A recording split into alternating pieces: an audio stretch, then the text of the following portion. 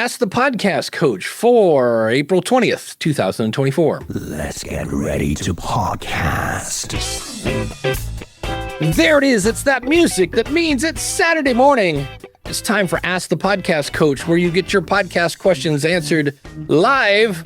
I'm Dave Jackson from the School of Podcasting.com, and joining me right over there is the one and only Jim Collison from TheAverageGuy.tv. Jim, how's it going? Greetings, Dave. Happy Saturday morning to you. Always good to be back. It's a chilly morning here in Bellevue, Nebraska. We have freeze warnings. I think this is the last frost of the year. It's always warm on Ask the Podcast Coach. It is. It's a beautiful thing. And if it's not warm, we have you covered if you need to warm up. And that's right. He's going to do the coffee pour there. It's excellent. And that particular coffee pour is brought to you by the one and only Mark over at podcastbranding.co. If you are looking for a piece of artwork, the beautiful thing of this, think about this. You can go to someone on Fiverr, but then you have to describe what the heck you want. Well, isn't that the job of the graphic designer?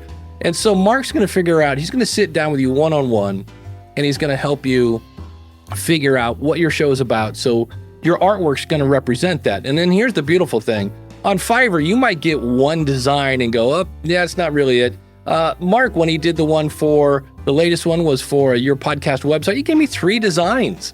And if you don't like them, you go, hey, can we get another this and that? And you're just not going to get that from someone on Fiverr. The beautiful thing is, Mark is also a podcaster, so you don't have to explain to him what a podcast is and all that.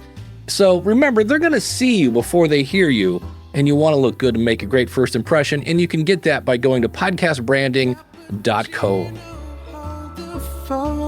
Tell them Dave and Jim sent you. Take me home.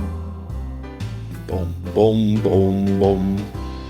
I always wait for the music to end. Big thanks to our good friend Dan Lefebvre over there, based on a true story at basedonatruestorypodcast.com. This week, Aviator.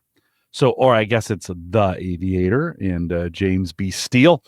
Check it out if you're looking for something new to listen to and you want to say, hey, is that movie based on a true story? Dan's probably got some info for you, and he's just a great podcaster.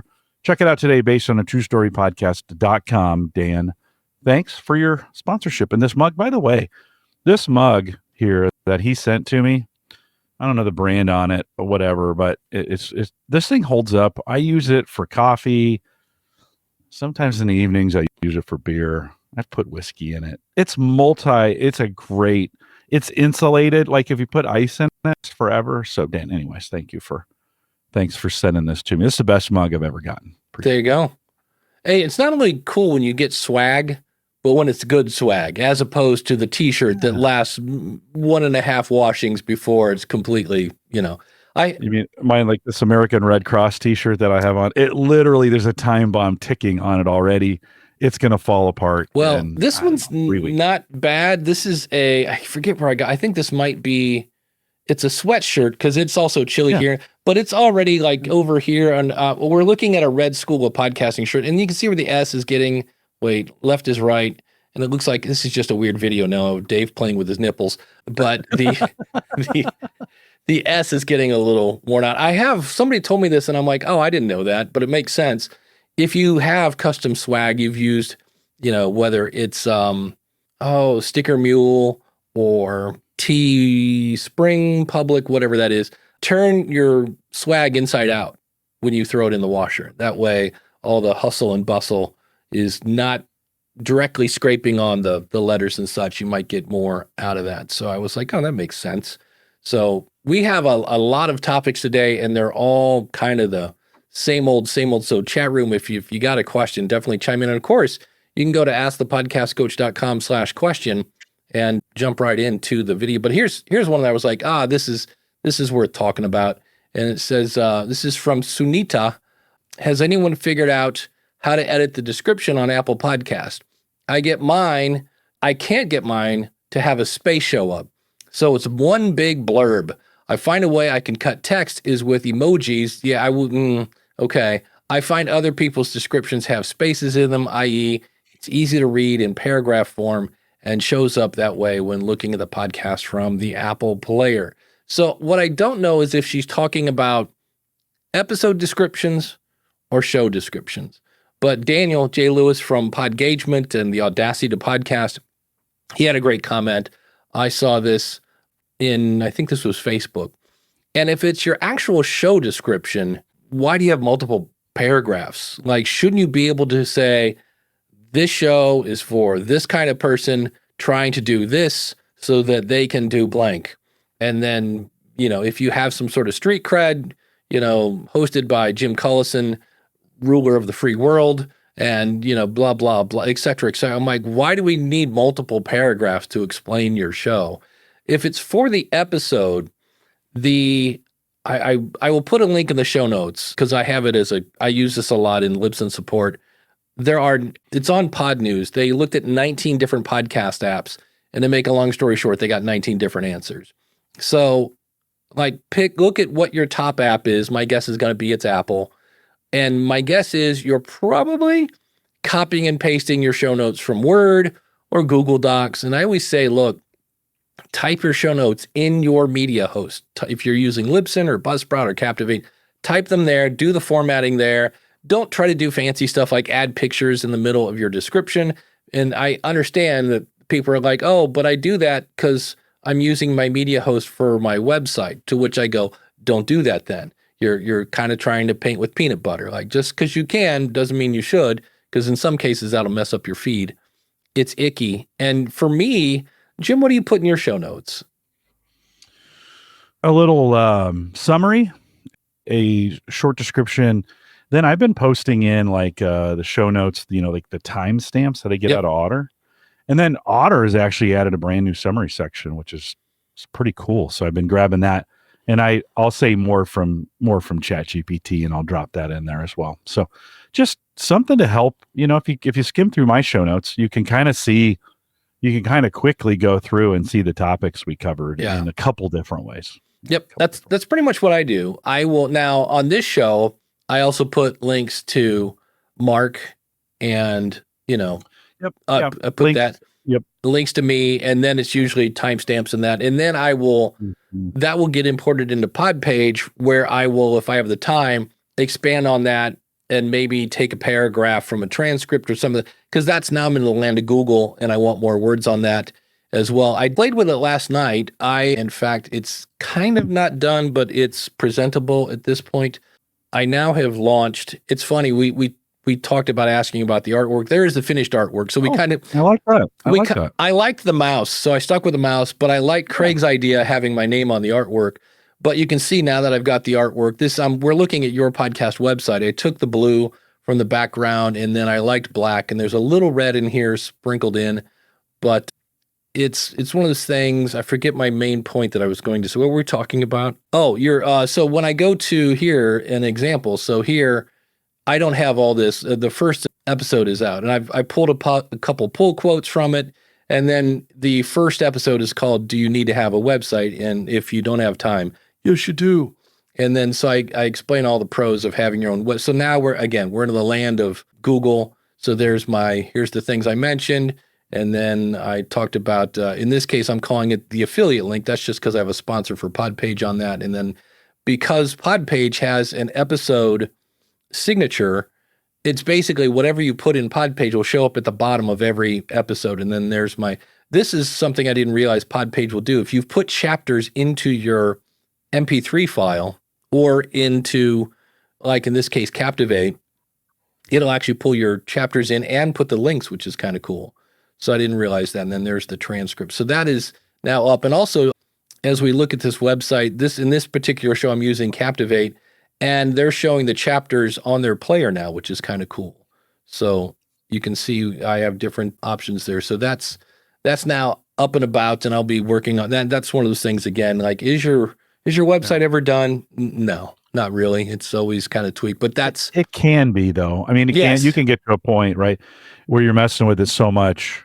You just need to make some final decisions and then move on. Otherwise, that's all you do. Listen, we're getting some comments in the chat about the blue. I like the blue. I like it a lot. I think you picked a good color for that. That looks good. That looks good on a lot of people. So from a gear standpoint, if you were to do that color blue looks good on people. It matches. It's easy to match with different sight things like grays and blacks and whites look good on that blue, which is what you included in there. So it's a good choice. I like the red around the mouse. I know you like the mouse design. Yeah. This is a good example of everybody was like, don't do the mouse. Right. And you're like, you know what? I like the mouse. I'm going to do the mouse. Well, Right. I'll give you an example. When I was in a band, I was really just driving me nuts with doing solos, right? So I would go in and I would overdub a solo and I would get done and the band would be like, that was amazing. And I'd be like, nah, I wasn't feeling it in my toes though. So I remember once it was like 17 times. So I finally got a take and they're like, come on, you got to keep that one. And I was like, it was close. And they're like, no, we're keeping it. We're not going to be here all day. Time is money. I'm like, okay. Every time I hear that song, there's one little, and I'm like, it's a millisecond of a note that's just slightly off that I just got. And right, exactly. But I'm like, look, every time I see this artwork, I'm going to go, you know what? I kind of like the mouse. And then the other thing I did was I actually erased the mouse on the episode. On the episode, I get rid of the mouse and I put the title of that, but I still have the little finger. And I was like, all right, I kind of like that. And so here's the cool thing. This is why, again, without turning this into a giant Mark commercial, is I go to him and I'm like, hey, I kind of would like a blue with white letters, I think would work here. And I like Craig's idea of putting my name at the bottom. I go, to me, I don't get it, but everybody's like, no, you're Dave Jackson. You need to have that on there. And I'm like, okay. And I'm like, but I really want to keep the mouse. And Mark came back and is like, okay, I'm glad you picked the mouse. I liked the mouse. So he didn't influence he wasn't like, here, do this. Like, here it is. And somebody said it looked dated and stuff like that. I'm like, you know what? To me, when I saw it, I was like, oh, it had an element of design. Like, you know what I mean? Like, that's not a Canva thing. I mean, I guess I could have grabbed a mouse and stuck it in there, but then it would have looked like what it was, some, teacher guy trying to be cool with graphics. But that was actually like how he put that together. It wasn't a template, I guess. It wasn't just fancy fonts and stuff. So color-wise, it matches these two as well. It does, yes. That's kind of why I like the blue. I'm like, yeah, it's all in the family. But the thing I started to talk about, it's now come back to me. Like, how did I start this? Last night, I think it's officially available. It's an elite feature in Podpage, but I went in and you can go in and have it write a blog based on your episode. And you go in and it says, okay, here's a bunch of different ways we can go based on your file. And then I had one, and I haven't actually published it. Yes, I just did this like last night at 10 till 1 in the morning. I'm like, oh, this is fun. But it then wrote a blog post that, of course, you can then edit. And at the bottom of the blog post, because I took it, because this was all about why you need a website and how are people going to find you and things like that. And it said, but I'd also mentioned things like Facebook and Clubhouse and mp3.com and MySpace, all sites that people used to use as their website and got burned. And so it wrote a blog post that was more historical. And I was like, cool, it's the same topic, but a different slant at it. And I had it write a blog post. There was one thing in there that was like, I don't know that I would use the word therefore or hence or something like that. I was like, yeah, that's not a Dave Jackson word. And in conclusion. So I tweaked it a little bit. And so what it does is it makes, I don't have to worry about duplicate content because it's the same topic, but not the exact same thing. And then at the bottom, it had a link back to my episode, which in theory, there was a webinar that Brendan did from Podpage with some guys. Clarity is they're like website SEO gurus. And they were saying that having internal links, like linking to yourself, no, it doesn't make you go blind. That's a myth. But linking to yourself can boost SEO. So I was like, I see where we're going with that. So good. Yeah, Around the Layout says, trying to be creative with my show notes has become the most dreaded task of late. It's hard to stay original. And that's a great point. But here's something I'm taking this course on, writing books and publishing and self-publishing and things like that. It's a lot of work, but I always say you have to make people laugh, cry, think, grow, and educate or entertain. But they brought up you're either entertaining people or in some cases you're helping people escape because we're talking about books now. And there are certain podcasts that people will listen to escape. And they said, give you an example. They said Little House on the Prairie, or you might even throw in a Hallmark Christmas movie, right? You know how that's going to end. Little House on the Prairie, at the end, Paul came in, saved the day, and Half Pint was fine, right? But or Hallmark, in the end, it's always interesting that the hottest single guy in the little country town where they're going to shut down the movie theater, and then you got the hottest, most single female who both hate each other, and then at the end they fall in love, and and the theater is saved. And the reason those work is because some people want to escape. Like they just want to go in, and I guess there was a boom. I didn't know this. There was a boom in writing about Amish people. Like the background was Amish town, which we have a bunch of here in Ohio. And so I was kind of like, where does that fit into laugh, cry, think, grow, and educate or entertain? I guess entertain. If you can take Calgon, take me away. And I'm listening to a show that I think a lot of comedy shows are like this. They're really not that funny, but you like the host, you feel like you know them, and they're not really educating me. It's funny, it's a comedy show, but it's really not making me laugh. But in some ways, it's just a way to turn off your brain. And some people want to turn off their brain because they've had a hard day at work and the boss was a jerk and the dog bit me when I got home.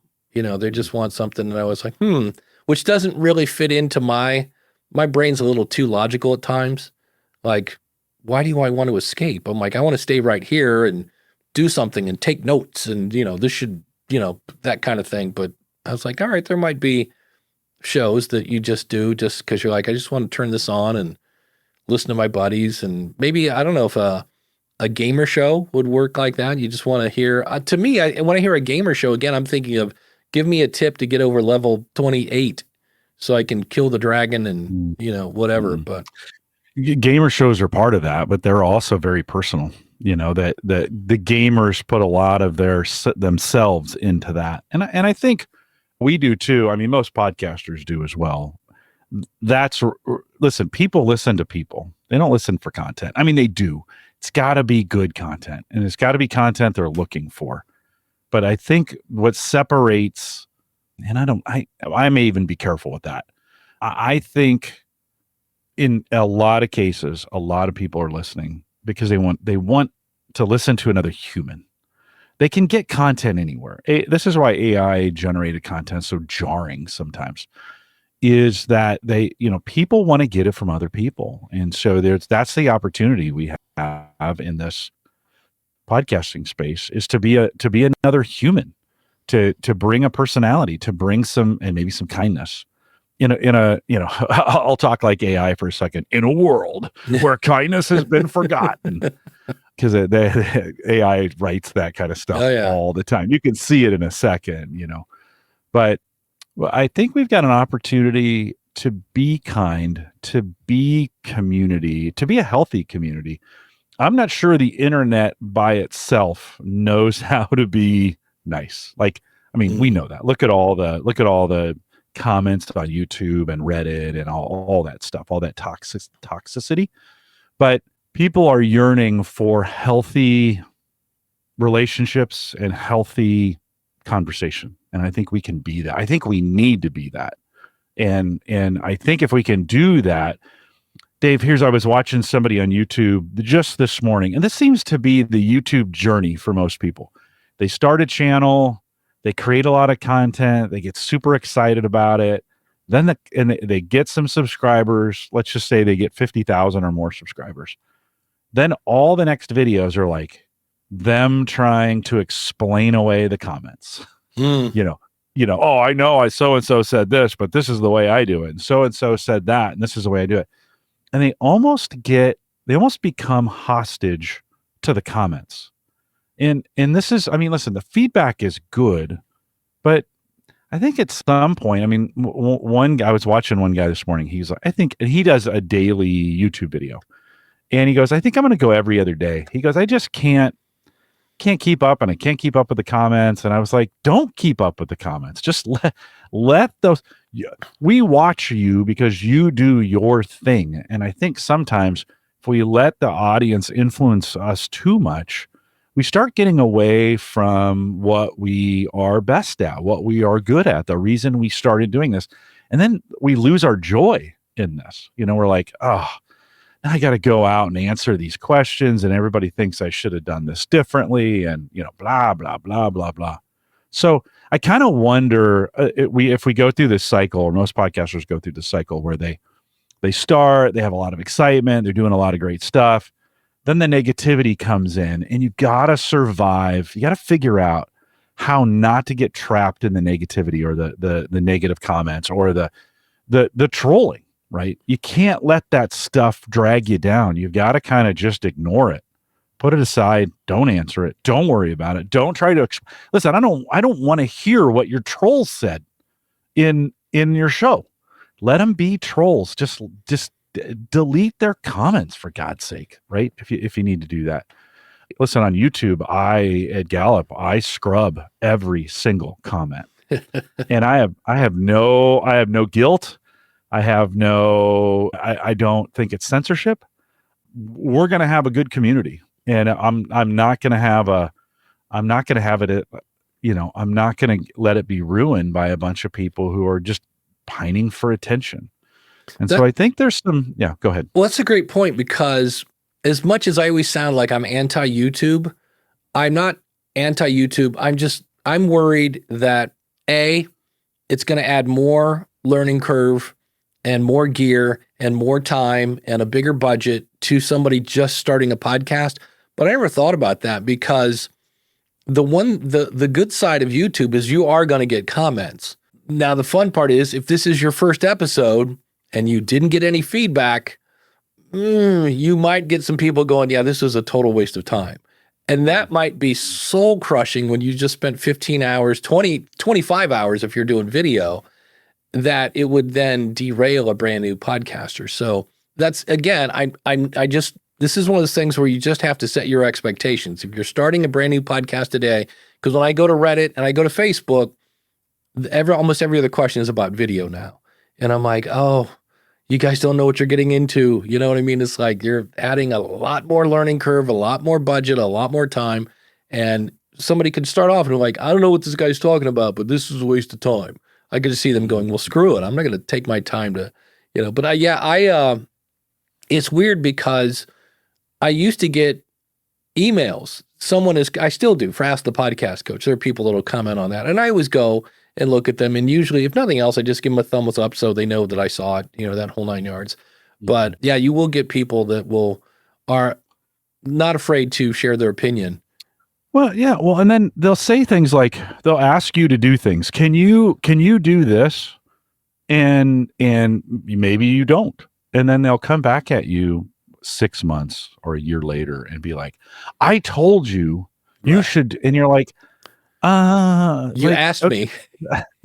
That I keep telling you, this is another thing I've heard before. I keep telling you, you need to, and I'm like, I'm not going to do it. Like, right. I know, I appreciate that. And I've been even so bold is behind the scenes to contact him and say, I know you keep saying this, but I'm not going to do it. Let me just be really, really clear about this. I'm not doing this. And you can wish as much as you want that I am different, but I am not going to change for you. And listen, there are times when you get that feedback and it's constructive and it's helpful, and you go, oh yeah, maybe I should get a better microphone, or, oh yeah, maybe, in the early days when I was podcasting, I could not get my lighting right. And I kept getting comments, and finally the host of the show I was on for Christmas bought me lights, like lights I'm using today. Right. Yeah. And he was like, fix those freaking lights, would you? And I just didn't, I just, at the time, I just didn't even, I didn't even know how to do what was right. And I needed somebody to show that to me. So that happens too. And you've got to be, I think, open and willing to listen to some of that. Listen, the pro is the person who can differentiate between the two and handle the community in a way that's doesn't shut people out, but still says to people, yeah, no, hey, I appreciate your feedback. I'm not going to do that. I think sometimes it's a disservice, and I've done this, and I probably do this more than I should, to say, oh, I'll consider it, and then leave it open. Right. Listen, if you're not going to do it, tell them. Right. Say, yeah, I'm not doing this right now. and I don't plan to do this. That's like Marco over at Overcast app. He's said he might put in some of the podcasting 2.0 features, but he's not doing the streaming crypto. Don't know why, because he donates $500 a month to the whole project. So he's just like, yeah, I'm not doing that. And so I like the fact, I mean, I'm bummed because I love that app. I would love to go back to it, but I was like, oh, I kind of need that for my listing. I want to play in that sandbox. And so when he said, yep, not doing it, I was like, all right, but I appreciate the fact that he was like honest and was like, yep, that's, and I always say when somebody says really, Dave and Jim, you guys should bring in guests. And I'm like, we do. It's askthepodcastcoach.com/question. Anybody want to be a guest? Come on in and ask a question. But he was like, we should do this and do that. And it was like, these are all interesting suggestions. It's just not, this is a quote call-in show. We go and grab questions and bring them in. And if this is not what you want, we have a name for you. It's called Not My Target Audience. And thank you for coming. Yeah, we appreciate it. Thanks for coming. There's plenty of other podcast gurus you can go listen to. And listen, we don't want to say that in a mean way, but I don't understand. If I watch something on YouTube and I've got a couple podcasts I've been listening to for a long time, and they've changed their format a little bit. And I think I'm almost done. Now, I'm not going to contact them. I mean, I guess I could and say, hey, I just want to let you, I guess there's a couple ways I could do it. One is I could be mean about it and say, since you guys have changed your format, it's worthless. You guys are terrible. Use all those kind of words, right? Or say, hey, I just want to let you know, I've noticed a format change. I'm probably going to go do something else. That's constructive feedback, right? And then, but to hang around a podcast, to cause issues, to be constantly bringing negativity either to a live show or on their YouTube comments. That's Dave. That's the thing I don't understand. I can't even comprehend why someone would hang around every single week just to bring negative vibes. And I guess there's something inside of them where that satisfies something. I don't get that. If I didn't like this show, I would stop coming. I have a show. I love him on HBO. I watch for these on YouTube. When Bill Maher has a video and it has the phrase "new rule" in it, they're brilliant. They're awesome. So I started watching Club Random because he has, like he had Sheryl Crow on, and then he had the lead singer of the Black Crowes. And I watch Bill Maher now, and the minute he goes off on a complete tangent that is all about him, it's like, welcome to Club Random, where me and my guests talk about me. And he constantly, like, someone will start to tell a story. Like, he'll be like, oh, well, have you ever been to the Caribbean? I've been to the Caribbean. And they'll be like, oh, this one time I was, and then he'll go into his story. Like, he literally will cut off the guest as they're telling a story. And I'm just like, give me a pen, something to throw at the screen. I'm like, I'm just, going crazy.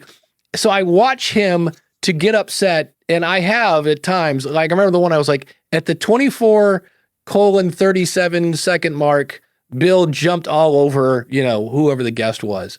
And so I do hate watch Bill Maher. I love him on HBO, his show. And it's one of these two that I think Bill got bit by the Joe Rogan bug, because he's older than Joe Rogan, and obviously Joe. And so what does Bill do? He drinks and smokes a little ganja, and somehow that's supposed to make a better podcast. Yeah. In fact, I think he's kind of a jerk, because Steve-O from Jackass, who's been sober for like, I don't know, at least 10 years, kind of said, hey, I'd love to come on your show, because they asked him.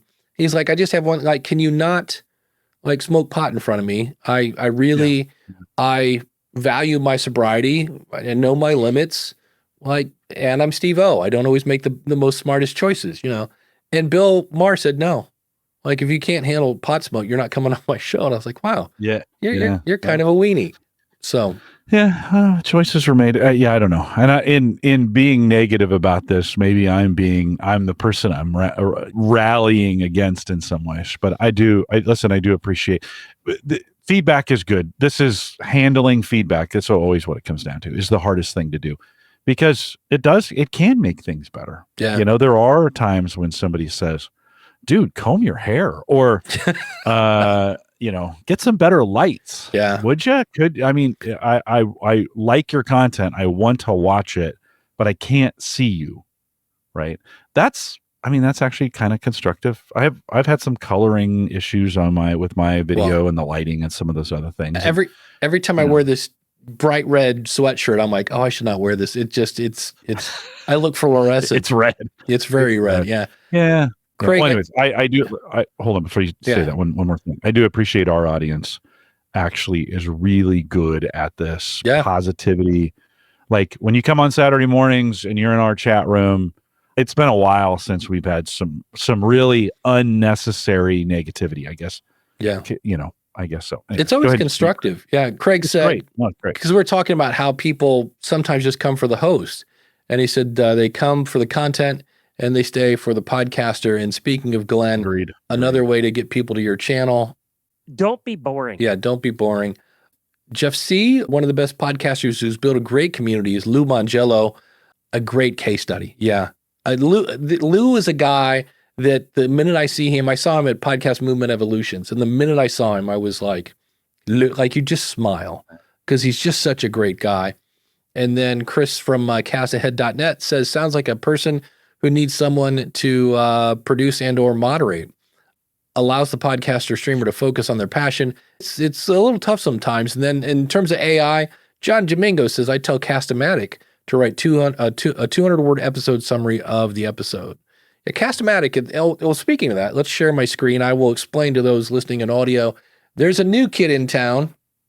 It's flowsend.ai. And are you ready for this, Jim? You upload your MP3 file, and it then transcribes it and breaks it into bits. Have you ever heard of anything like this? What? I know. Revolutionary. Yeah, so right now it's free. That's why I'm bringing it up. Okay. Flowsend.ai. So I'm assuming eventually they're going to, but here this is my transcript. It's all one giant block. That was the thing I was like, well, Otter does that better. I will give him that. It was really cool. I could set myself up as a speaker. So that's the transcript. But if I go to content, you guessed it, here's my titles. And I can come in here. The thing that kind of makes it not chat GPT, Cast Magic, is I can come in and add an example. And then the idea is it will try to make the titles that match my style. And then your episode description and your timestamps and your topic and notes, which is what you just saw on the website. I was like, yeah, these are good enough to put on a website. I did read them, by the way. There were a couple I'm like, yeah. And then clips and quotes. And then SEO keywords. Can you imagine putting all these onto your website though? Like, okay, like how about one or two? And then a LinkedIn post and a newsletter and a blog post, which wasn't horrible. And then an X Twitter thread, all the fun things. And then I guess somewhere in here, you can do a custom prompt or whatever.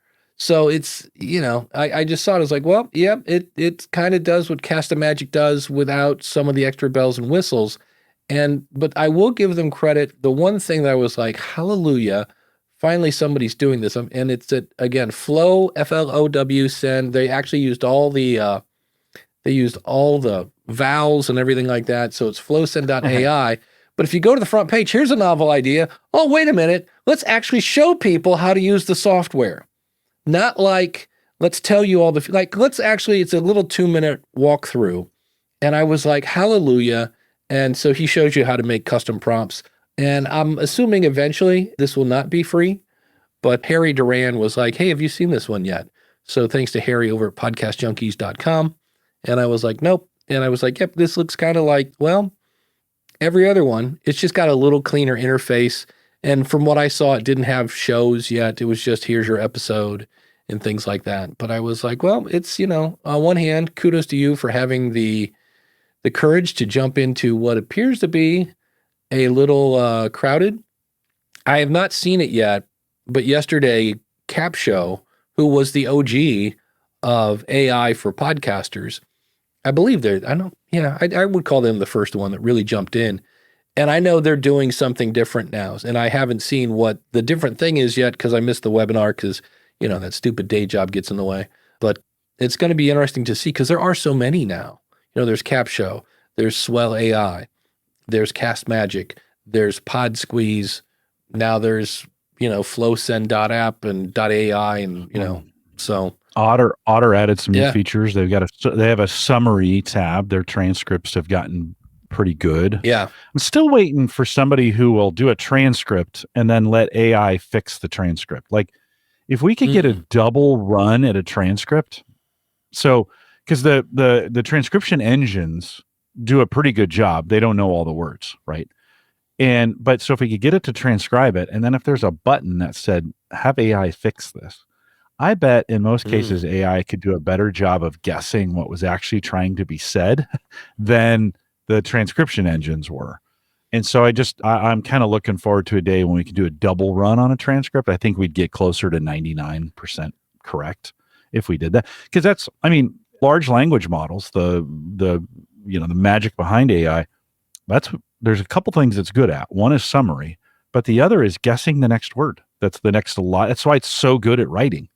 And so you'd think, feed it a transcript and then say, hey, look at this block and then make it make sense, but don't change the words drastically. Just go in there. Because you've done it. You've seen transcripts, Dave, where it'll pick a word that it's obviously wrong, doesn't fit the context of the sentence.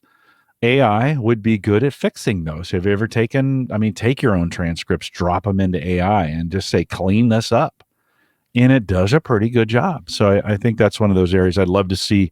I don't know why these services haven't got to it. Otter does a pretty good job out the chute. And I do like they're trying to add things. Otter's interesting take on all of this is they want to be your meeting transcriber. So they want you to connect to live meetings, and then they come back with, hey, here's where things, and this is kind of cool. Here's where decisions were made, or here's where items were assigned. And then I don't know if you knew, but Zoom is doing some of this from behind the scenes. They just issued a brand new update to their workplace software. And there's some AI behind Zoom where it's during a call, you can start asking it questions. So if you're using Zoom to record your podcast, I want to check out and see, there could be some AI behind that might be helpful in what you're doing. Yeah, I'm trying. Time to wake up. Yeah, that's well. I'm trying to show you. Okay, enough of it. I won jackpot. Who is that? This is Fathom. Let me share my screen because I want to show you Fathom.video. And yeah, thank you. I want to. Here's my calls. Okay, so if I go into. This was lunch with Dave, but it's only 2 minutes, so that can't be. Here's 59. So if I go in here, what it does is it copies the video, but here is if I can get my mouse to work. Come on, kid. I hate these websites that have, like, I have to find, nope. Okay, here we go, down here, where there's multiple scroll bars, because it says, okay, we talked about podcast hosting platforms, monetization strategies, video formats, podcast production, and timestamps to all this, YouTube video strategies. So if you ever wonder what we do at the School of Podcasting, this is what we're talking about, feedback and collection methods.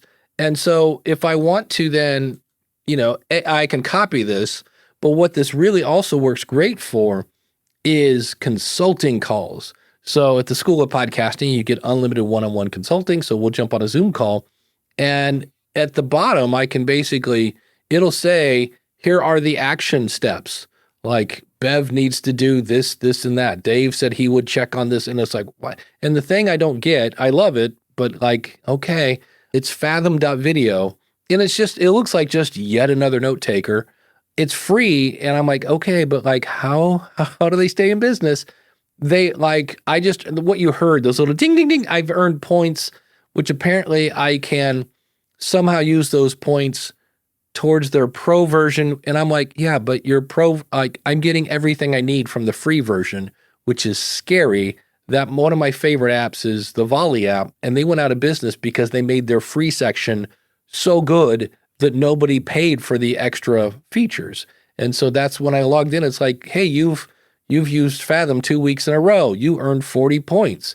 And I said, okay. And it went ding, ding. And then it was like, hey, you've also done this. You've earned 50. So all these things, they're gamifying it to get me to use their pro account, which I don't need. But I know Otter has a thing because I've had people jump into Zoom meetings and they'll have Otter somehow taking notes in the background. It seems like every now and then, if you get 5 people on a Zoom call, you get 10 people because everybody has their own note-taking thing. But somebody, Tina Dietz from, Tina. She's from Florida, and I'm looking for a business card. It was right here, but she was saying, I'm like, what is that? She goes, oh, it's Fathom. It's amazing. And I'm like, great. How much is it? She goes, it's free. And I was like, free doesn't work. She's like, nope, it's really, I don't know why, but it's still free. So Coach Dave, speaking of AI, says, I do use AI for example, summarize this transcript and suggest an opening paragraph that introduces this discussion. Yeah, AI, I'm actually watching, another thing that I was trying to watch this week is Podfest, and it's all next week too, is doing session after session after session on AI. And there does come a point where it's like AI will wipe your butt. Like it's coming. I know it's this way, but like the woman said you can take a picture, like you can open up the fridge and take a picture of your refrigerator and then take a picture of your pantry and it will tell you what meals to make. And there's a part of me that goes, look, I used to know all the street names around my neighborhood, and I kind of do, but they're a little fuzzy because I don't need to know anymore because I just fire up waves. And I'm like, is well, not so much Chat, but is AI in the end going to make us stupid? Like on one hand, it's great because it's going to help us speed things up so that we can do more things. I'm like, but what are the more things we're going to be doing if I just have to, it just seemed like everything was like AI can do this for you. And I don't want to come off again as the old guy, but I'm like, I think AI can erase you from your own show eventually. You know what I mean? It's like but the refrigerator one was where I was like, okay, on one hand, kind of cool. And she showed us how it was like, oh, you can do this. And then you could go in and say, wait, I have, I'm allergic to green peppers, and it would eliminate different recipes. Like it was cool. Don't get me wrong. But there was a part of me that I was like, yeah, if we let AI do everything, like, what are we going to do?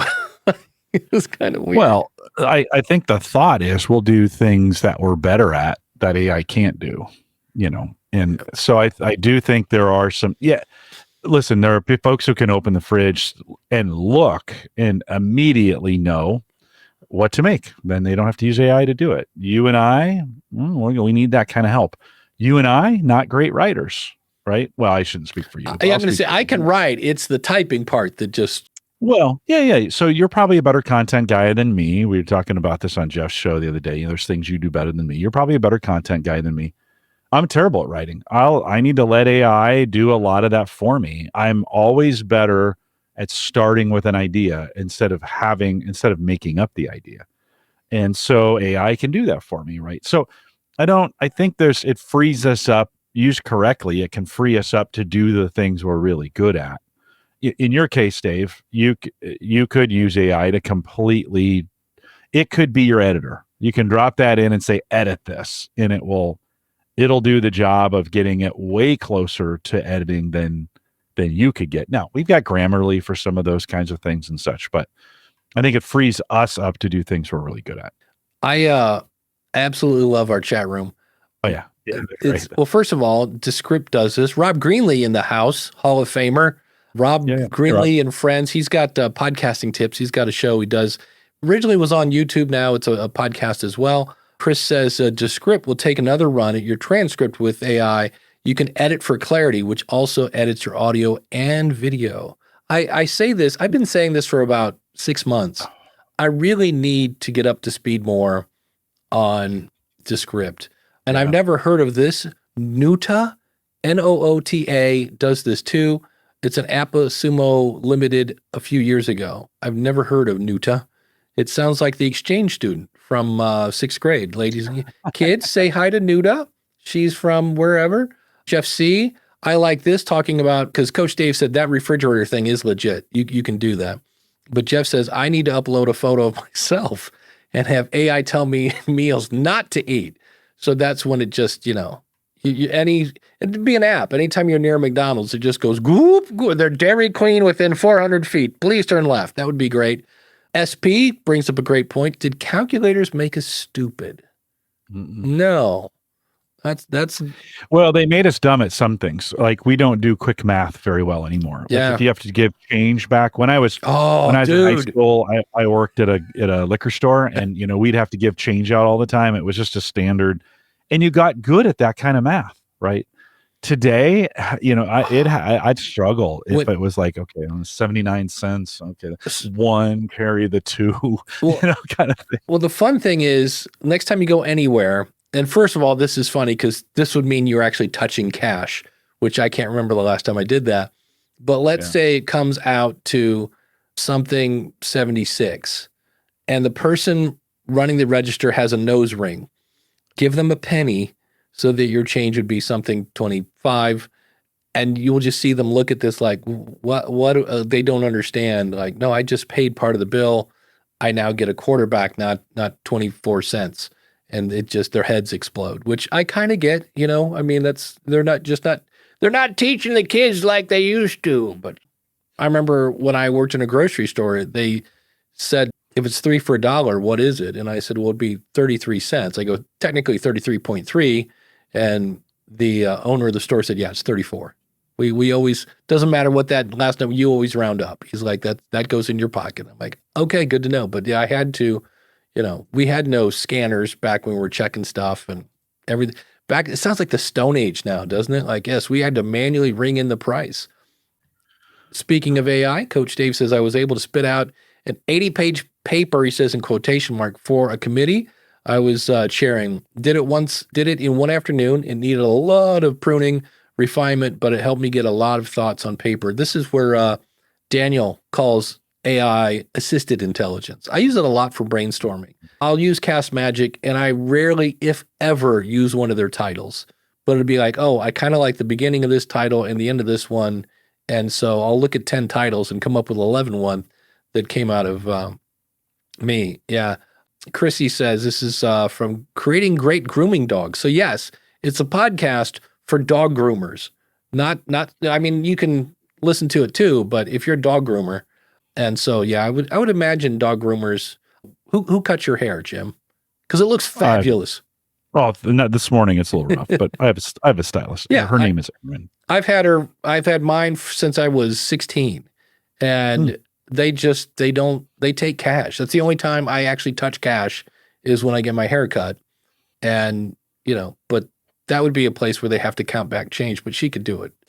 Dave says cash is being phased out in favor of programmable digital currency anyway. That way they can tell you what to buy and what not to. Yeah, if we want to put our tinfoil hat on, they're working on this. There's going to be, I think it's called the Eagle. It's going to be some sort of U.S. digital currency. And then Big Brother will come and take all your money because, whatever, et cetera, inserts. It sounds like a great movie, but starring Sandra Bullock or something like that. Sandra Bullock and maybe Chris Hemsworth. Yeah. And that, little. Yeah. You got to get the Thor audience in there.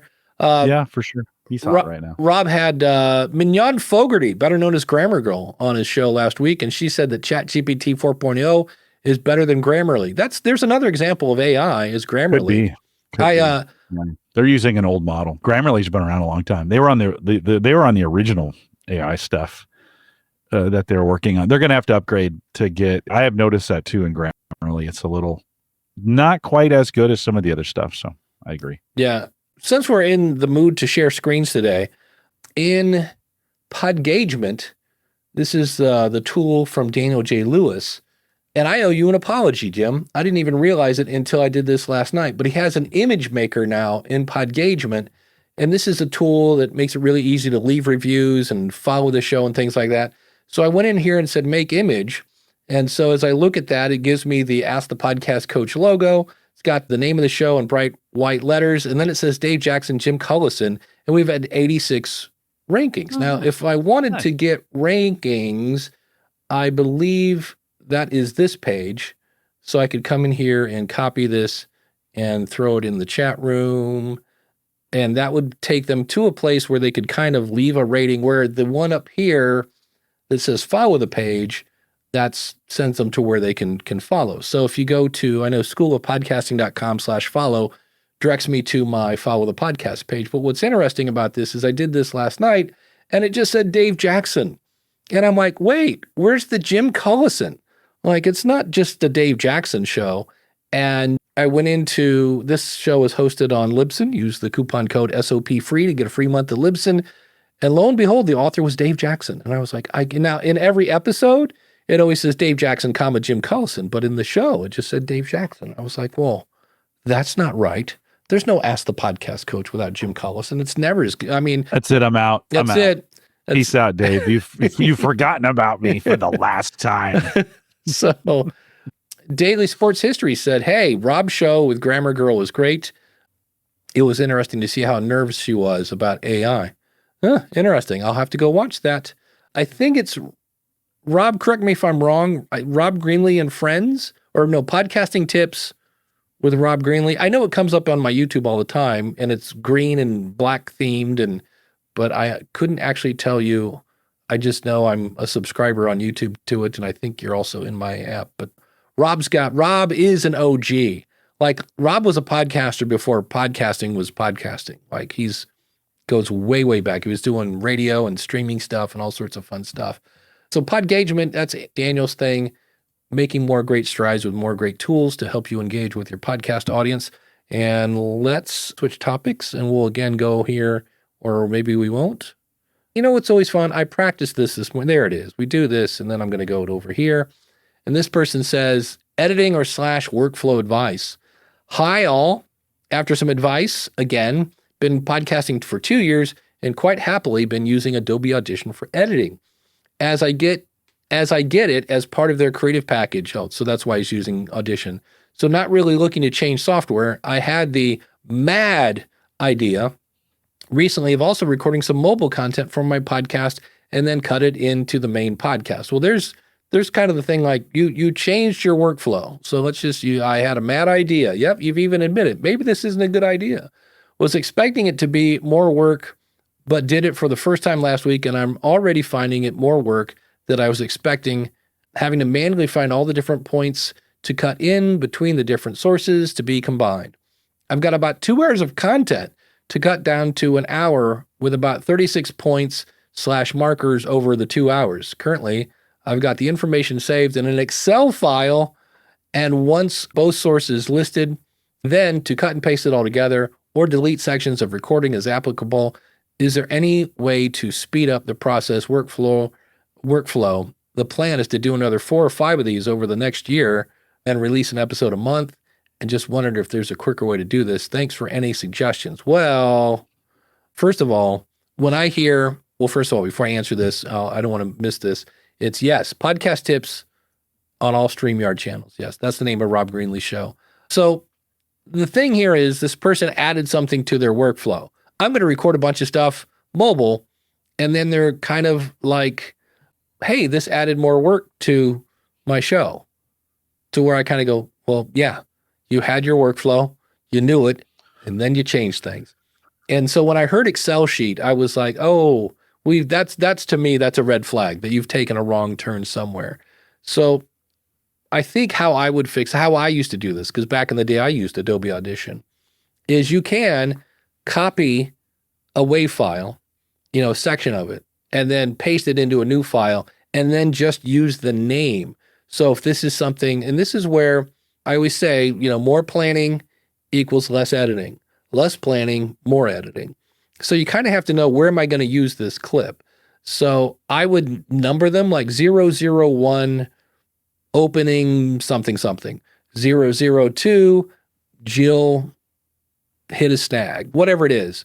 And that way, when you later go to put these all together, you can see by the name of the file, oh, I'm going to bring this one in next. I do this in Hindenburg. That would be my advice. If you're going to do this stuff, go get Hindenburg. Nothing against Adobe Audition. It makes things sound really, really good. But I was like, oh, if you're playing with clips, that screams Hindenburg, because you have this cute little thing on the side where you can, over here, you have these groups where you can drag bits and clips. So I'll just do this real quick for those. It's just basically, and there's my little clip, and I can drag that right back in. And so if you're dealing with clips, Hindenburg is the way to go, or just name your files. But that, to me, I always say when you bring in more gear, or if you like Jim, when you got your lights, how long did it take you to get the lights really the way you wanted it? A little bit. Yeah. I had to mess with them. I'm still messing with them, to be honest. But That's yeah, lighting backdrops, much like websites, never really done. No, true story. Yeah. And Coach Dave says, is Hindenburg what you use to create chapters too? Yes and no. Yes, for podcasting 1.0, which are in the MP3 file. And then no for podcasting 2.0 stuff, asterisks, depending on who your host is. So if I'm using Buzzsprout, Blueberry, or Captivate, they have tools now where you can make chapters that, and I'm assuming they save them into the MP3 file, so you got 1.0 covered, but they also make the podcasting 2.0 stuff, which is the cool thing about that is, let's say in a chapter, which I did yesterday, that was in the file, in the MP3 file, I spelled Facebook without an E, so it was Factbook, right? Well, I upload it, pulls it into Captivate, and I saw where that chapter was wrong. So I replaced the E, and if you're using a podcasting 2.0 app, you won't see the typo because it's been fixed. If you're using probably Apple Podcasts, it'll say Factbook. And I was like, I'm not going back, because here's the thing. With the old version of chapters, I would have to go in, change the typo, and then export the file again and re-upload it. Podcasting 2.0 chapters, you fix them because the chapters are in the cloud and you can change it there. Plus you can you can do this in the old version too. You can have links and things like that. But yeah, that for the longest, well, actually still, to the best of my knowledge, Hindenburg is the only way to make chapters on a PC.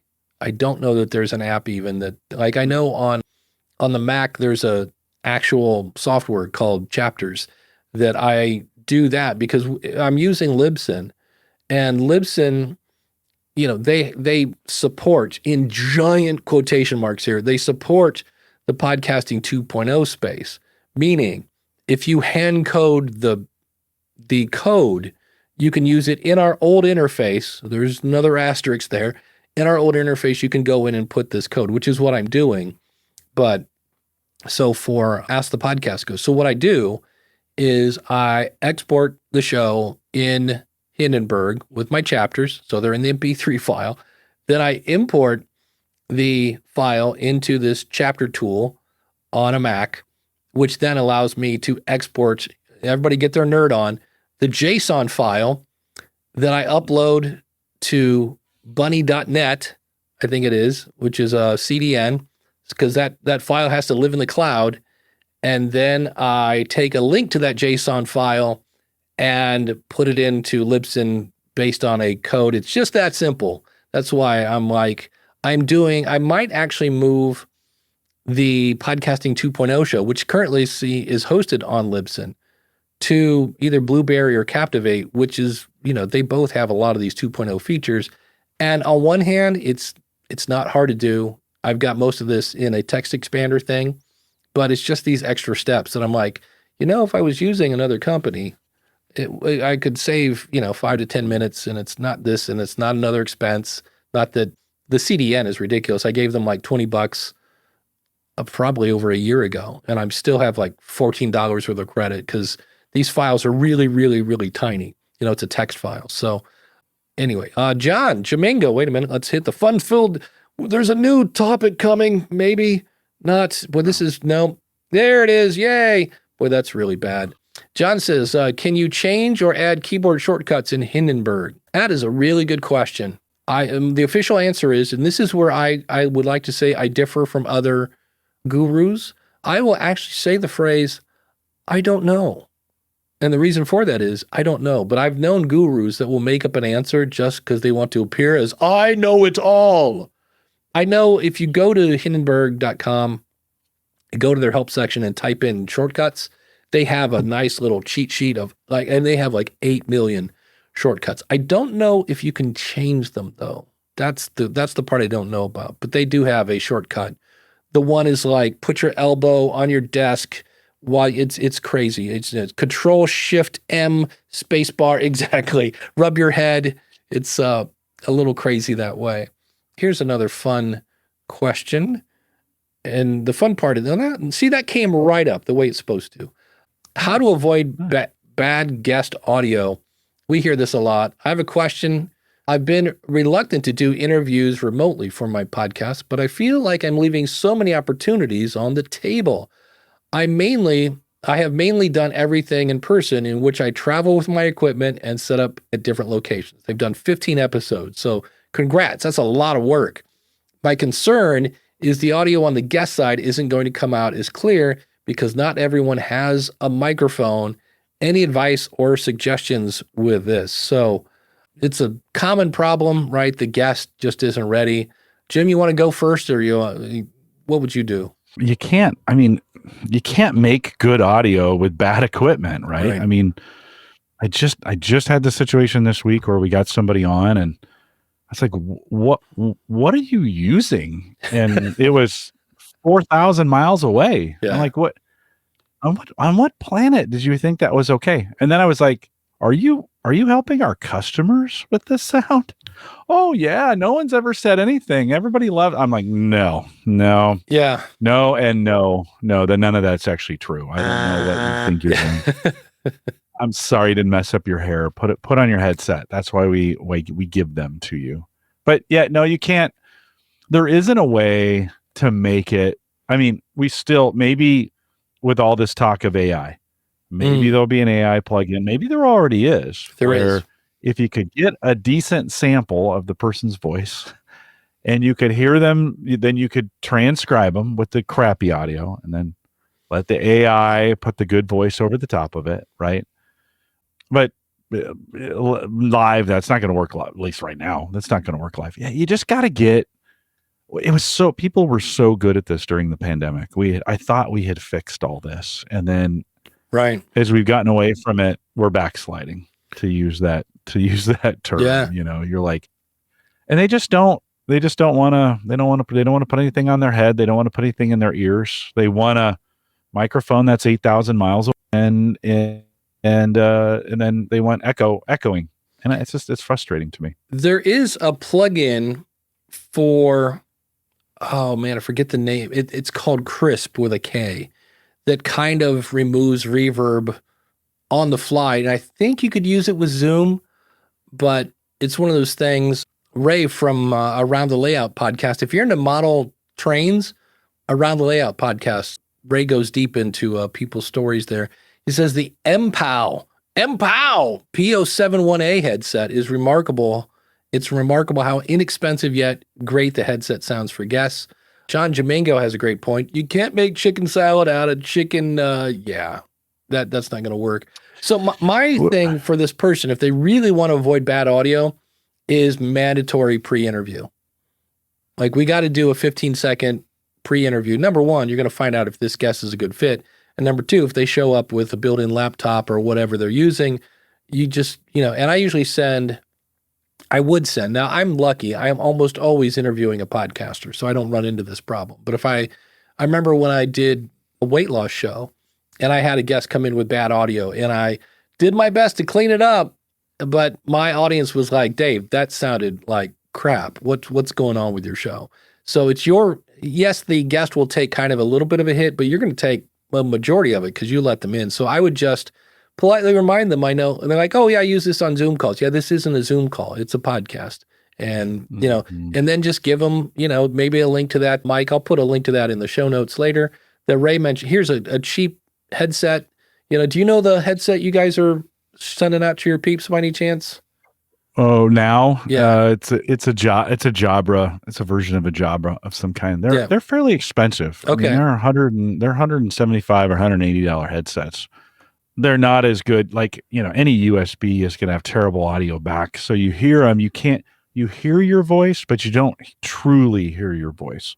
So I end up kind of going, sometimes I just go down to the studio and take the call that way. It's just, that way I can hear what I sound like. Yeah. Somebody sent me one and I was like, I think it would have been better on the phone.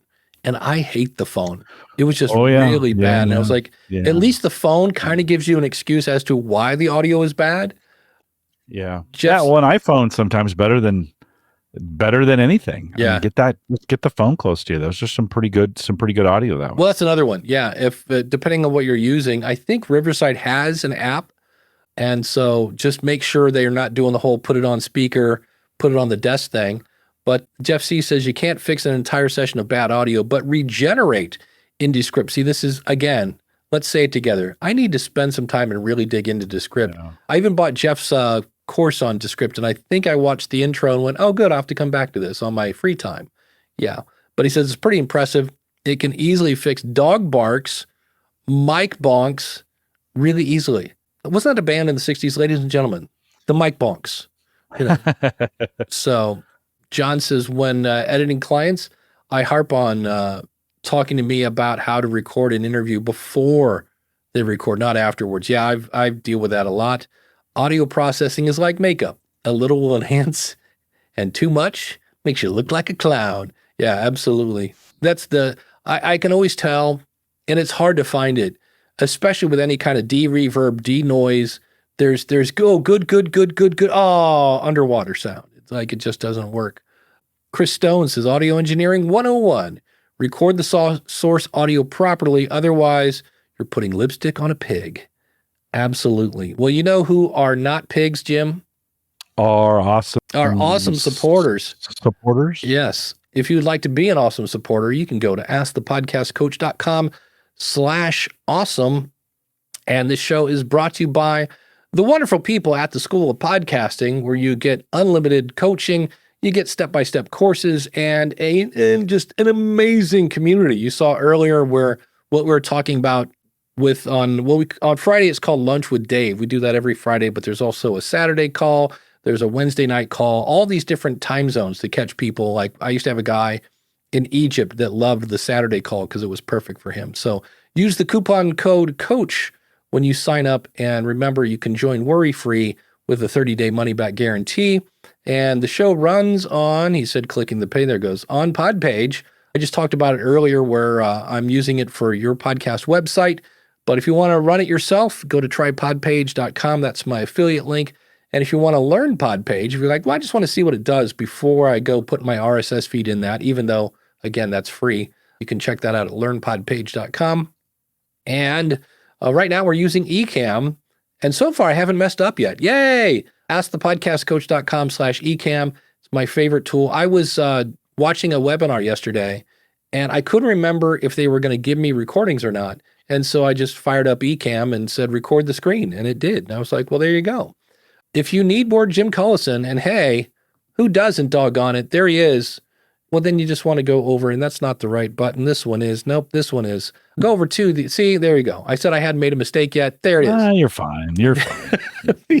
TheAverageGuy.tv or HomeGadgetGeeks.com. Either one will take you over there.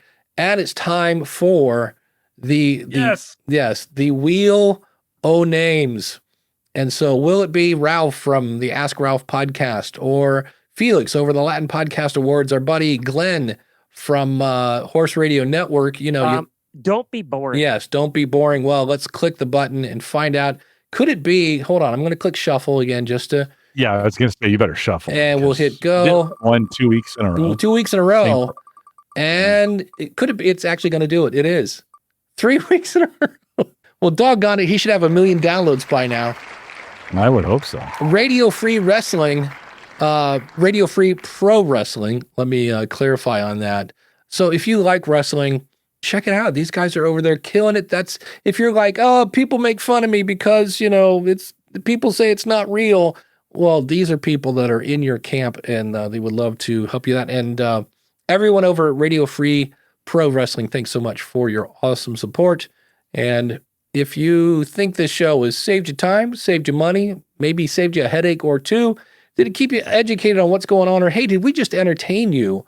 Well, then you might consider being an awesome supporter. And don't forget, you get a big giant shout out when you sign up over at askthepodcastcoach.com/awesome. So I do love the Wheel O Names. I don't know why, but I just do. It's a fun segment. I like it. I like it a lot. It's my favorite part of the show. Here's a fun one, because this has come up. Oh, wait, I need to do the fun-filled. I've hit the button. I'm waiting for it. It's thinking about it. And there it is. Wow, I don't know why sometimes that comes right back up. The cool thing is in the eCam, it's putting a marker. So I will know that we've changed. You should just keep talking. Yes. Push the button, keep talking. And it'll do it. Yeah. So how to remove an episode from Apple Podcast Connect. It's the first time I'm using Apple Podcast Connect, and we added 2 of the same episodes. One was added by entering the RSS feed, and the other one we uploaded the audio file. Ooh, that's even messier. Now we're trying to remove the one that has the RSS feed and don't see a way to do this. Again, newbie here, so maybe I should just archive the one that was from an upload and have all the subsequent ones in the RSS. Yes, your second answer is the correct one there. So what you want to do is think of, I always use the analogy of radio, and I'm starting to realize that depending on how old the person is, they have no idea what I'm talking about. But a radio station, you have the DJ in the booth that goes out to the tower. The tower blasts a signal at whatever, 100.7, home of the buzzard. And when you tune your radio into that frequency, music and lots of ads come out. Well, if you switch that to podcasting, you're in your spare bedroom. Your tower is now your media host, your Libsyn, your Captivate, your Buzzsprout, and you have a feed. And the feed is now the 100.7. And when instead of radios tuning in, you have apps tuning in. So with that, your feed is the source of truth. Everything is based on your feed. So for instance, we talked about Podpage. What do you put into it? Your feed. Why? Because it has all the information about your show. And so here's the thing is if you want to remove something from Apple, you would remove it from your feed. So in this case, the uploading directly to Apple is if you are selling Apple subscriptions, which you're not in this case. And not my favorite. I love Apple and everything they've done for podcasting, but I don't want to give you 30% and not at least get the name of my customers because they're not my customers. They're Apple's customers. So I don't really recommend them for the subscription thing, but that's what the upload thing is. So use your RSS feed. And then what you want to do is, because I just had a company do this, they had a while back decided, yeah, we don't want those episodes out there. And they deleted them. And then about 2 weeks ago, they're like, hey, about a year ago, we deleted those. Can we get those back? And the answer was no, we can't. So the better thing to do is if you want them out of your feed to give you maximum flexibility, mark them as drafts. So a draft is not public. So it's still in your media host, but it's not public. And that way, if later you go, hey, you know what? We have those episodes. Do we want to use those now? Now would be the time to put those out. You go in, you mark them public, and then within 24 hours, that will take care of that. And that'll be back out in the public space. But I saw somebody do that, and I was just like, oh, yeah, deleting was a little biting your nose off to, I've done that with, I have a couple that are draft where they're really old episodes and everything in them doesn't exist anymore. I could delete them, but I just keep them there just because I always have. If my house catches on fire and every backup I have and Dropbox goes out of business and Backblaze goes out of business, I've got all my files in my media host as a backup. Not the funnest way to get your stuff down because I think every host you have to go and download the episodes one by one, but that's just well, listen, most times with backup, the strongest one is the least convenient, but that's okay. You don't do it all the time. You're doing it just in an emergency situation, right? Your more convenient forms of getting it back are going to be the easier ones. But locally, right? I mean, you should have a working copy. You should have at a minimum a local copy that's different, right? And then in your case, I mean, you back it up to Backblaze and your media host is a backup. So you've got there a minimum of 4 copies of it in some place. And yeah, your media host probably not the easiest to get it from, but it's probably your media host could be in some cases your true disaster recovery. Yeah. Right. When you're thinking about like if everything goes wrong, yeah, my media host's got a copy of it and I could grab it from there if I needed to. I also see the media host as a good. That's not where I'm going to grab it from when I need it. I've got it other places that I keep it, but it's a good. We haven't talked about backup in a while, but that's a good reminder of like, it might be a good time to do an audit and just say, can I get to those files? That's one of those things like, how would I, if I was going to use my media host and I needed to grab it from there, do I know how to do that? Like, have I logged in? Can I see it? Do I have all the right, and can I go back 3 or 4 or 5 years? Is it actually still there? And because sometimes we set limiters on things like, oh, only keep 50 of these. And I'm not talking about that WordPress limit. I'm just saying sometimes for costs, we set limits on things. So I started deleting once the file is done and I've listened to it, there's no mistakes in it, and I've published it, I will go and delete the files I used. I will keep the finished file, but the actual episode file, I used to keep those because, storage is cheap until you do it for 19 years. And especially now that we're doing video files are ginormous. And I was like, yeah, I don't really, I don't know that they're building the Dave Jackson library anytime soon. So I don't really need these.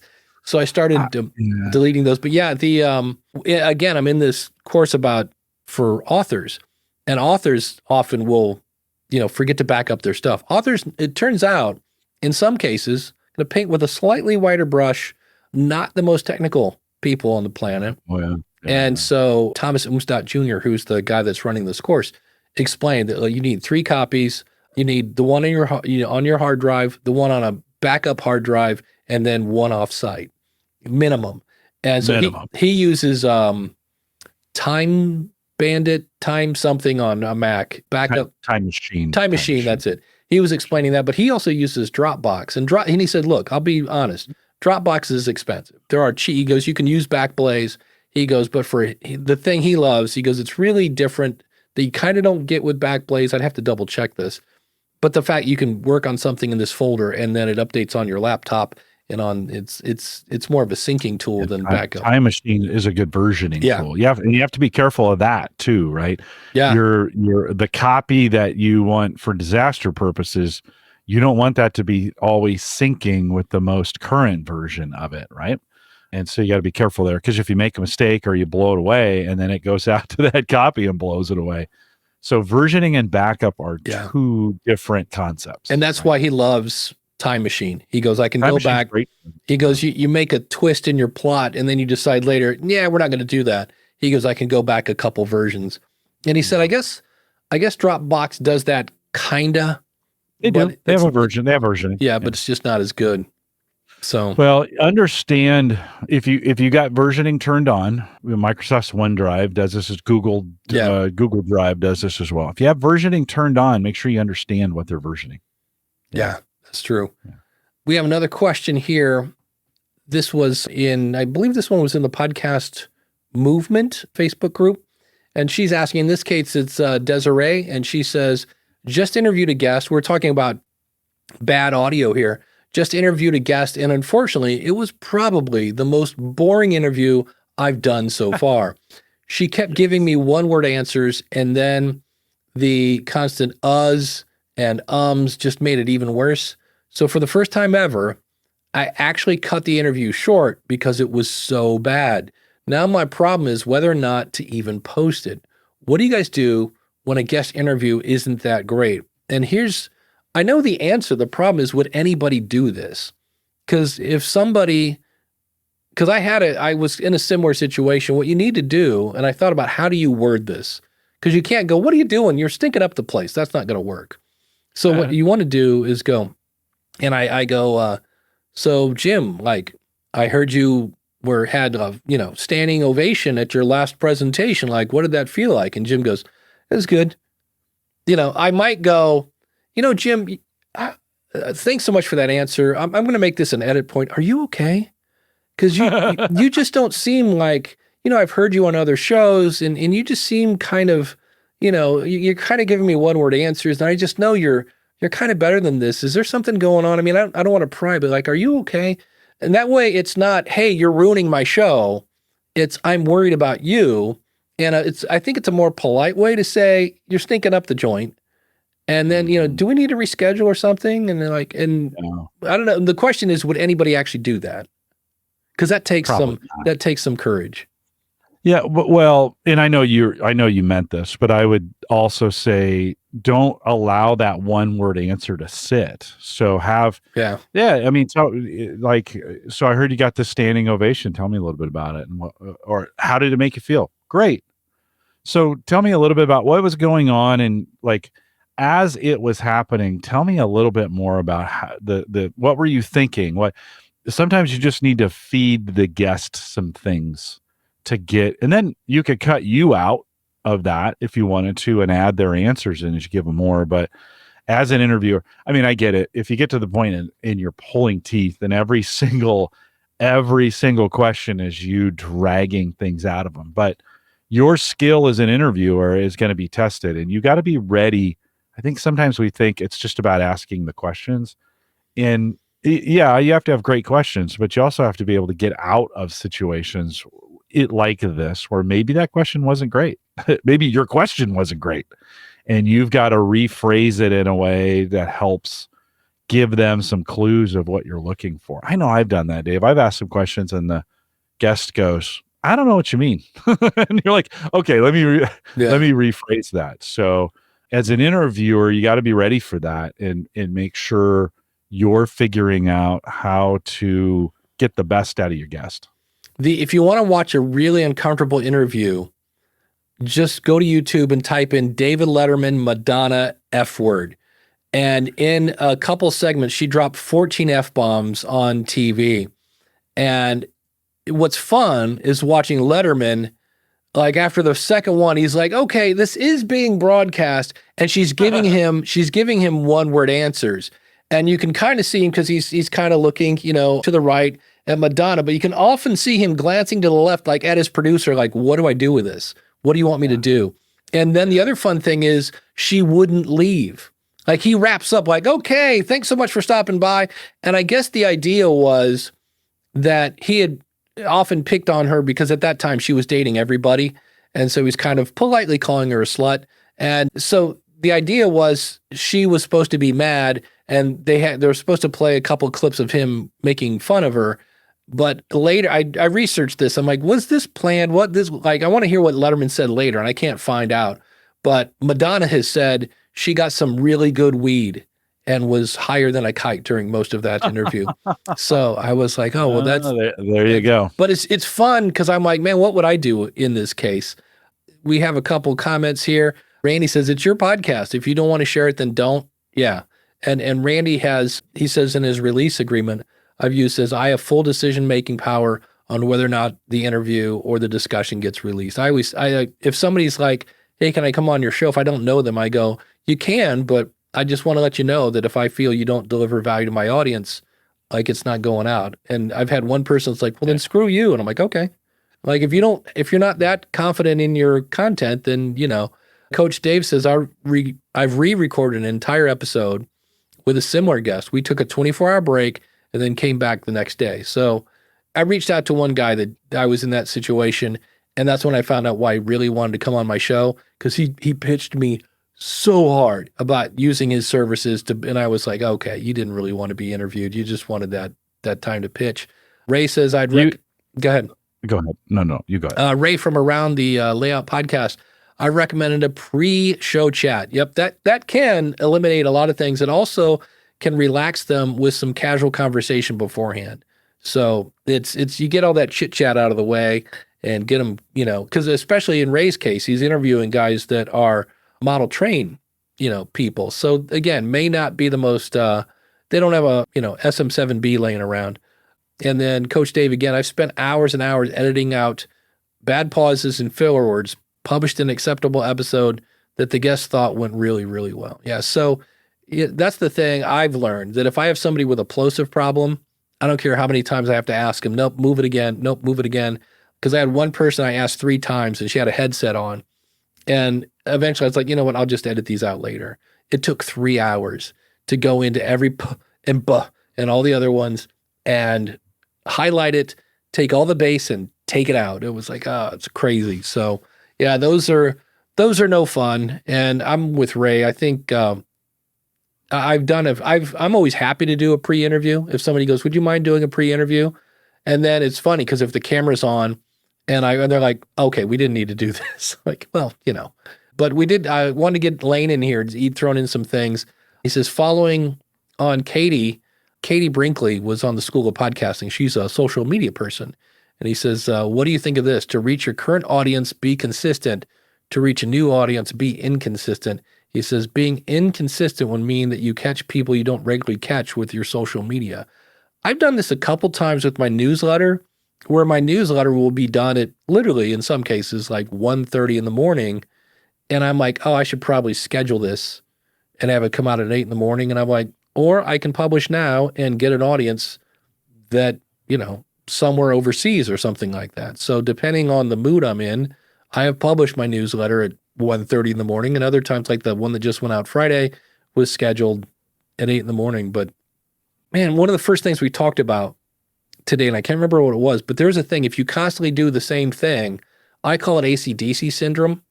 If AC/DC came out with a new album tomorrow, I could grab my guitar and play it. Like, it's AC/DC. I often think, which is funny because they don't actually have a song where the chords are AC/DC. They should. It sounds just like an AC/DC song. Mm-hmm. And so now the good news is there are some people that will love AC/DC because they always sound just like AC/DC. And then there are people like me that maybe because I'm older and I'm just not so much in the sex, drugs, and rock and roll that I used to be, I kind of go, yeah, I've heard this. And so if you are consistent, the people that love that you do exactly what you do, the way you do it, are going to be happy. And the people that are like, yeah, this kind of sounds like the last episode, they kind of want to change it up. So I don't on purpose, like it's not on the schedule, but every now and then I try to change things up. I might do an interview. I have one right now with Albin Brook from Buzzsprout. And I was like, I haven't done an NPR style interview in a while. I might break that one up and do it more narrative, just because I haven't done that in a while, just to throw same content, just a little bit of a different format change. So, the one thing I would warn against throwing in left field content. Oh yeah. Is you get that one person who likes it, and if you just did it one time to capture somebody, they're going to come back to you and say, it's like churches that try to attract people with their Easter Sunday service. Oh yeah. And they pull out all the stops. They hire musicians. They, put up screens. Oh yeah. You're going to Disneyland for church, right? And then the next week they come back and like, where? Hey, wait a minute. Where's the singers? Where's the dancers? Yeah. Where's the big screens? Oh no. That was just Easter Sunday. We just wanted you to, So I would be really, really cautious of. Yeah. That doesn't mean you shouldn't try things, but just know if you do it and you attract some people who like it and then you don't do it, they're going to ask for it back.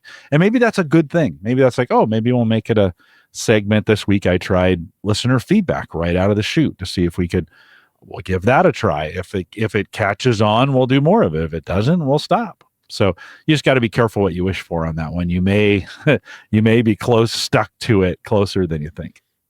It's funny you say that because that's exactly what we did at my church. We brought out all these decorations and stuff, and then people are like, "Oh, this is a cool church." And then you come back and you're like, "Hey, where's the donuts? You had donuts last week. Where's the donuts?" The important part. Yeah.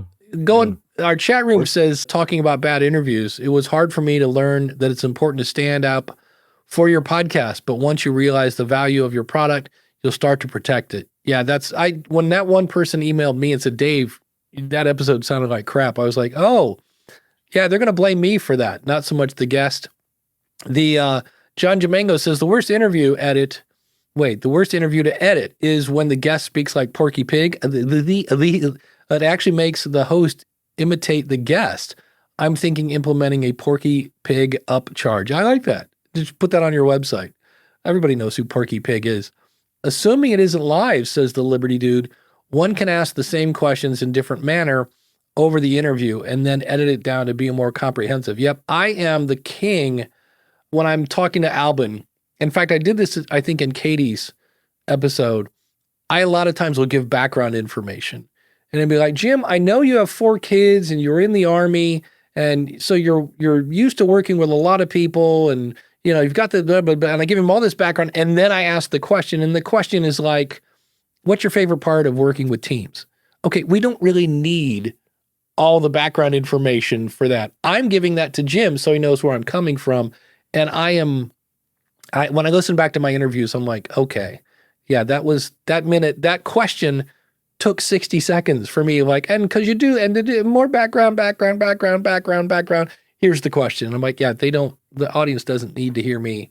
Like that was for the guest purpose to understand where I'm coming from so they can give me a better answer. But the actual question wasn't like, so what's your favorite color? They don't need the backstory, like whatever it's going on. So that's usually most of my interviews. If I'm editing out stuff, it's me or I'll do, and I almost hate to say the phrase me too, because that has a total different meaning. But if somebody says, oh, my favorite pizza is pepperoni, and I'm like, oh man, I love pepperoni pizza. If you ever come to Akron, I'm buying you Luigi's. Well, okay, that's not really adding anything to the interview. And that's out of there too. So and then the other thing I do that's just weird is I always look at, okay, great. I've got a 34-minute interview. I've edited out all the boring stuff. What's left now is could go to the public, but what's the weakest link? What's the weakest question? What's the weakest answer? And I will pull just one more just to that's a weird Dave thing. I'm like, okay, let's just, I guess if it was a cut of meat, right? I'm going to get just a little closer to the bone, maybe cut out some of the fat, things like that. Do you have any tips, Jim? I mean, you've done a lot of interviews. When you come into an interview, what's your, and wow, we are over. But anyway, yeah, we are. We're going to wrap this up. I'll say this. I'll say it, then we'll wrap it with this. We start 30 minutes ahead of time for everything. I don't care. I don't care how pro they are, how good they are, how much time.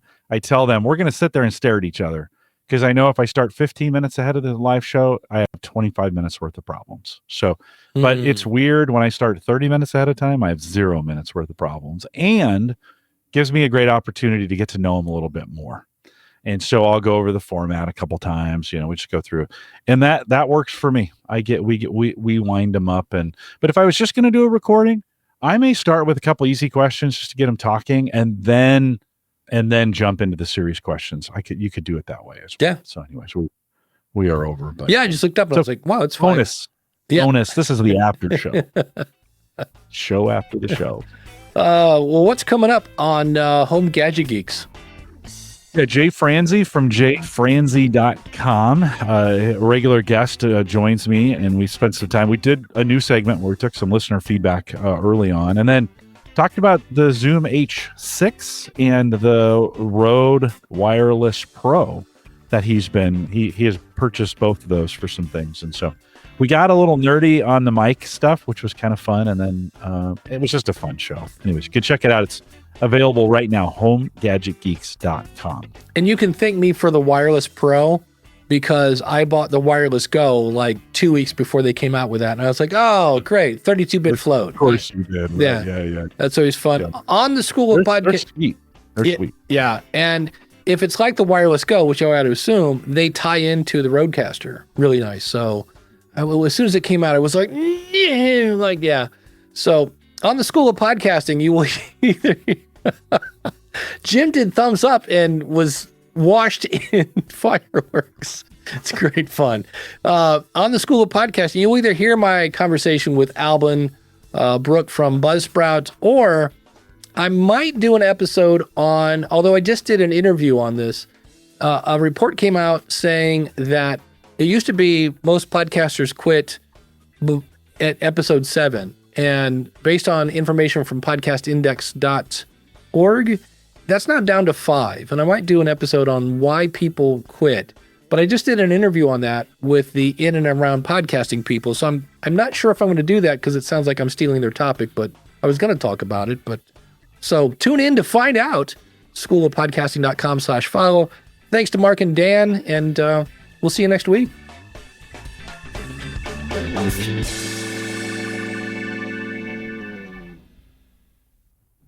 Used an actual battery, a lead acid battery from, like a starter.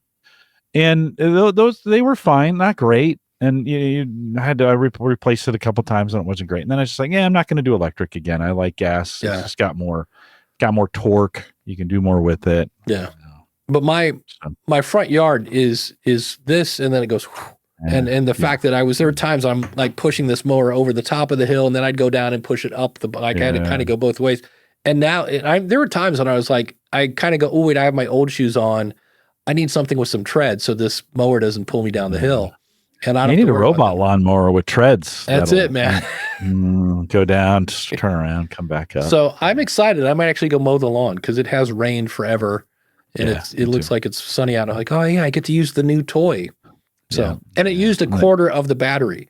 So I'm like, I can mow the lawn for 4 times before I have to recharge this thing. So yeah, nice. That'll be fun. Well, that's cool. Yeah, that's cool. Yeah, I'm gonna get lunch and then get after it. Yeah, chop some wood. Oh, there you go. Like a man. Manly. Man. So, all right. Have a good week. Right, cool. See you next week. We'll see you. All right. Take care. Bye.